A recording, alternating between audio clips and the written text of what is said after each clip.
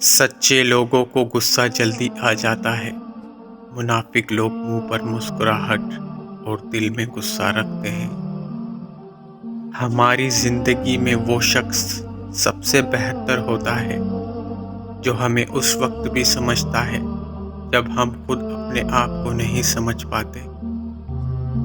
دکھ تب ہوتا ہے جب ہماری نیت صاف ہو اور اگلا ہم کو غلط سمجھے۔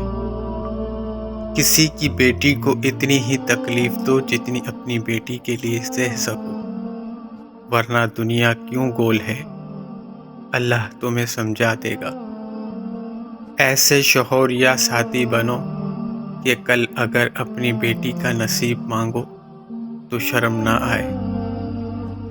اپنوں کو ہمیشہ اپنے ہونے کا احساس دلاؤ، ورنہ وقت آپ کے اپنوں کو آپ کے بغیر جینا سکھا دے گا۔ ایک نوجوان بیٹی نے اپنے والد سے پوچھا، ابا جان میں بدن کے کتنے حصے کا پردہ کروں اور کتنا حصہ کھلا چھوڑوں؟ والد نے جواب دیا، بیٹی بدن کے جتنے حصے پہ جہنم کی آگ برداشت کر سکتی ہو اتنا حصہ کھلا چھوڑ دو۔ کسی کا برتن خالی ہو تو یہ مت سمجھنا کہ مانگنے چلا آیا ہے، ہو سکتا ہے کہ وہ سب بانٹ کر آ رہا ہو۔ دھوپ میں باپ اور چولہے پر ماں جلتی ہے، تب کہیں جا کر اولاد پلتی ہے۔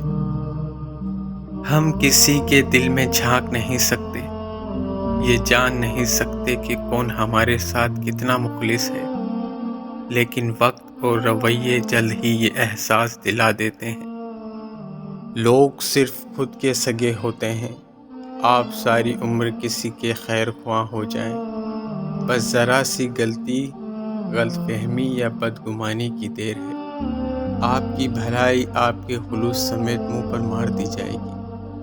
اگر آپ کا ضمیر اور نیت صاف ہے تو اس بات سے کوئی فرق نہیں پڑتا کہ کوئی آپ کو اچھا کہے یا برا، آپ اپنی نیت پر جانچے جائیں گے، دوسروں کی سوچ پر نہیں۔ عقل جتنی چھوٹی ہوگی زبان اتنی لمبی ہوگی، کیونکہ برتن وہی شور کرتا ہے جو خالی ہوتا ہے۔ جنہیں یقین ہو مقدر لکھنے والے پر، وہ انجام سے گھبرایا نہیں کرتے۔